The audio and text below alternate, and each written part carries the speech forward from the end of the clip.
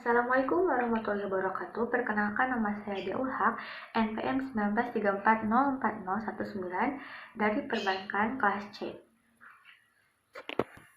Di sini saya akan mempresentasikan jurnal bisnis dan manajemen yang berjudul Tingkat Suku Bunga, Kinerja Keuangan, dan Tingkat Bagi Hasil Deposito pada Perbankan Syariah yang ditulis oleh Yudhistira Ardana dan Wulandari.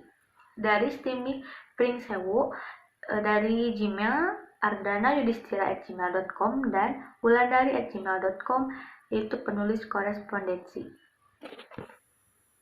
Pendirian bank syariah di Indonesia semakin cepat.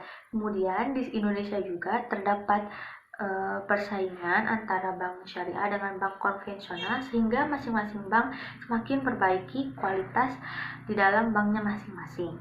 Nah, di sini ada tabel komposisi DPK pada BUS dan UUS.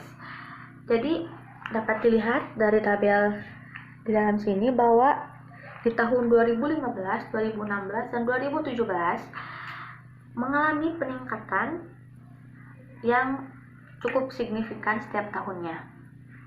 Contohnya, penghimpun dana terbesar adalah dalam bentuk deposito, yaitu pada tahun 2015. Menurut Ulfa, Novianto dan Hadi Wijoyo menyebutkan bahwa kenaikan jumlah dana pihak ketiga disebabkan karena beragamnya produk-produk yang dimiliki perbankan syariah dan pelayanannya itu relatif baik gitu. Hal ini dapat dilihat dari kepercayaan masyarakat terhadap bank syariah. Masyarakat masih cenderung memilih produk yang memberikan imbal hasil yang tinggi. Penelitian Novianti 2015 menyatakan bahwa Variable Finance to Deposit Ratio or FDR berpengaruh signifikan terhadap tingkat bagi hasil deposito mudharabah. Sementara penelitian Nurjana 2017 menyatakan bahwa variabel suku bunga berpengaruh signifikan terhadap tingkat bagi hasil deposito mudharabah. Hasil penelitian yang sama juga diperoleh oleh Agus Varianto 2014 yang menyatakan bahwa BI rate berpengaruh signifikan terhadap tingkat bagi hasil deposito mudharabah.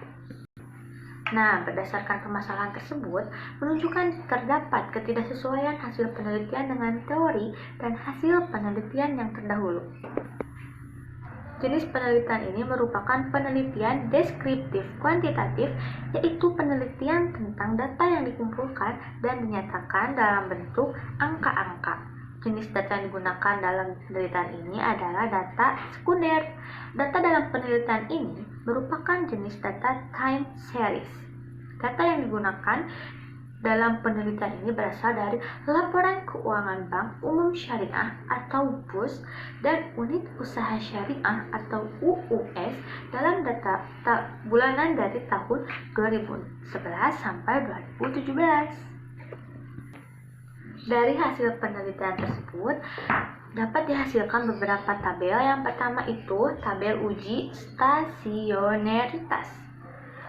Yang kedua ada tabel uji kointegrasi Johansen, dan yang ketiga ada tabel hasil estimasi ICM jangka panjang. Kemudian yang keempat hasil uji kointegrasi, dan yang terakhir ada tabel hasil estimasi ICM jangka pendek.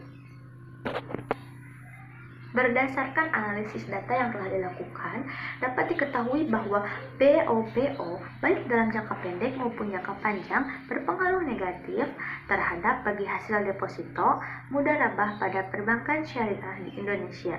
Kenaikan 1% BOPO akan menurunkan bagi hasil deposito mudharabah sebesar 0,063803 dalam jangka pendek. Sedangkan dalam jangka panjang, kenaikan BOPO 1% akan menurunkan bagi hasil deposito mudharabah sebesar 0,070459. Berdasarkan penelitian ini dapat disimpulkan bahwa penelitian ini bertujuan untuk menguji pengaruh jangka pendek dan jangka panjang faktor kinerja keuangan dan tingkat suku bunga terhadap tingkat bagi hasil deposito mudharabah pada perbankan syariah di Indonesia. Hasil penelitian menunjukkan bahwa dalam jangka pendek, variabel yang berpengaruh signifikan terhadap bagi hasil deposito mudharabah pada perbankan syariah di Indonesia yaitu BOPO dan ROA, sedangkan variabel FTR, MPF, dan BI rate tidak berpengaruh. Pada jangka panjang, variabel yang berpengaruh yaitu BOPO, FTR, MPF, dan BI rate, sedangkan ROA itu tidak berpengaruh. Sekian presentasi dari saya, mohon maaf bila banyak sekali kesalahan dan semoga informasi dari saya dan ilmu dari saya yang sedikit ini dapat bermanfaat bagi penonton. Assalamualaikum warahmatullahi wabarakatuh.